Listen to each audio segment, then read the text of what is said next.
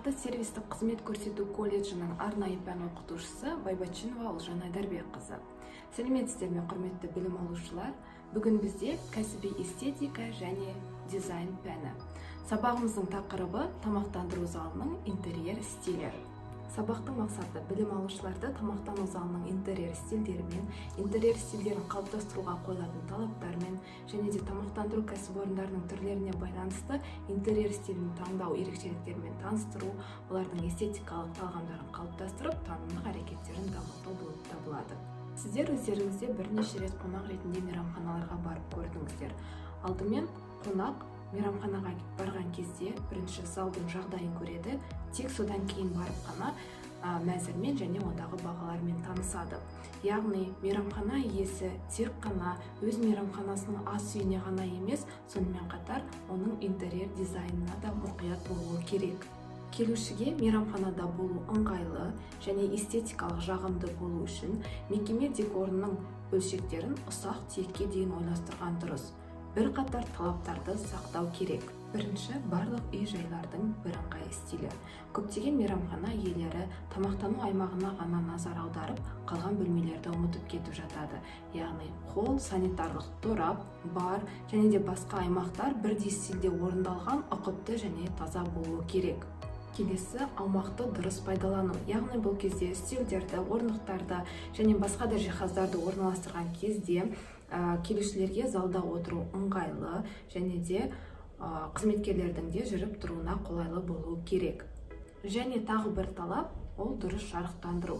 Яғни күндіз барынша табиғи жарықты қолдану керек, ал кешкі уақытта бәрі жақсы көріну үшін жарық жеткілікті болуы қажет. Енді тамақтандыру кәсіпорындарында көбінесе қолданылатын интерьер стильдеріне тоқталатын болсақ. Бірінші, минимализм. Ол жеңіл реңктерді, монохромды гамманы қолдануды қамтиды. Жиһаз қарапайым пішінді, сәндік элементтердің көптігінсіз таңдалынады, жайлылық пен ыңғайлылық бірінші орынға қойылады. Дегенмен, қоршаған орта тым іш пыстырарлық көрінбеу үшін жарқын түстерді де қолданады. Бұл постерлер, түпнұсқа шамдар, қабырғадағы суреттер және де тағы басқалар болуы мүмкін. Фастфуд мекемелері үшін минимализм өте жақсы, бірақ есте қаларлық жарқын бөлшектерді қолдану маңызды.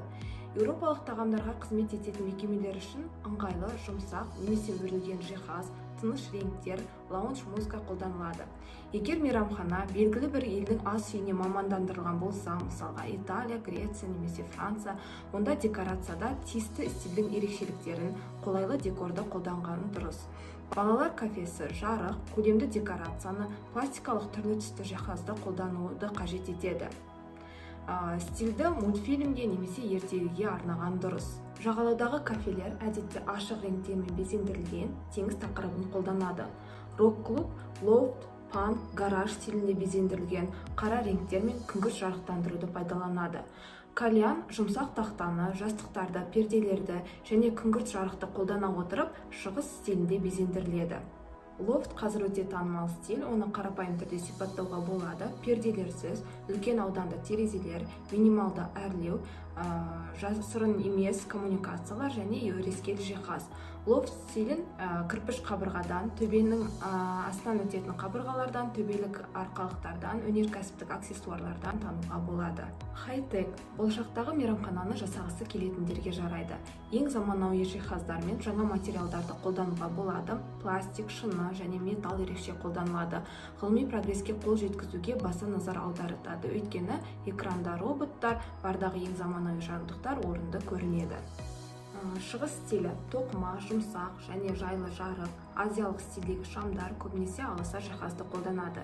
Жеке демалу мүмкіндігіне ерекше назар аударады. Өйткені стильдер бөліктермен бөлінеді. Аркалар, тән әшекейлер жиі қолданылады. Ал түс схемасы қызыл, қоңыр, көк және олардың реңктерімен ұсынылады. Жапон стилі шығыс стилінің жеке нұсқасы болса да, одан мүлдем өзгеше. Бұл стильде әдетте суши барлар жасалынады, кәдімгі геометриялық пішіндегі қарапайым жиһаз және табиғи материалдарды қолданады.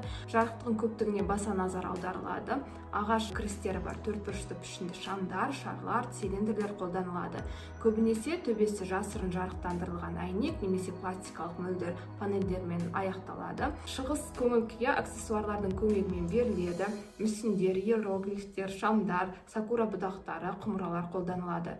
Түс схемасы тыныш, әдетте бұл ақ, қара түс реңктері қолданылады. Прованс стилі бұл кофеханаға арналған жайлы стиль. Бұл стильге жарқын реңктер, гүлді ою өрнектер, тартымды декордың көптігі тән. Интерьердегі классикалық стиль ол шарап сияқты. Жылдар өте келе құнды бола бастайды. Және дизайн әлемдегі үрдістердің жылдамдығына қарамастан ол сұранысқа ие болып қала береді. Эко-стильде интерьер дизайны тек табиғи материалдарды, тас, ағаш, саз, шыны, табиғи матаны қолданады. Өте танымал заманауи стиль. Барокко стиліндегі мейрамхана интерьері бұл эстетикалық әсемдік. Стиль француз ауласының сән-салтанатымен байланысты, көбінесе қымбат, элиталық мейрамханаларды талғампаз көпшілік үшін безендіру үшін қолданылады.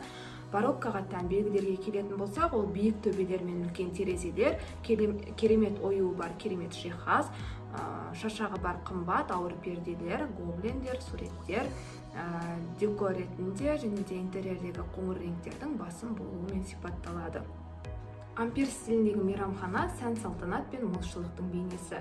Ампир стиліне тән белгілер бұл айналардың көптігі, алтын жалатылған рамалар, мәрмәр мүсіндер мен тастан жасалған элементтер, сәнді модельдеу, өрнектелген ою және сылау, сонымен қатар қызыл ағаш. Готика стиліндегі мейрамхана бұл орта ғасыр дәстүрінің сүйкімділігі. Готика көбінесе кейбір реставраторларды қорқытады. Олар оны тым өрескел және қорқынышты стиль деп санайды, алайда дұрыс қолдана білсе, бұл стилистикалық бағыт жаңа түстермен жарқырайды және ерекше қайталанбас атмосфераны құруға мүмкіндік береді. Готикалық стильге тән белгілерге келетін болсақ, бұл жаппай жұмсақ жиһаз, түс схемасы қоңыр және сарғыш, жарықтандырылған түрлі түсті витраждар, шамдардың болуы міндетті болып келеді және де залдағы нағыз шыны камин. Тамақтану залы қандай стильде орындалса да, қонақтарға жайлы және ыңғайлы, олардың демалысын, эстетикалық қажеттіліктерін толық қанағаттандыратындай болуы керек. Сіздерге егер тапсырма, болашақта өз мейрамханаларыңыз болса, ол үшін қандай интерьер стилін таңдайтын едіңіздер? Сол бойынша презентация жасау.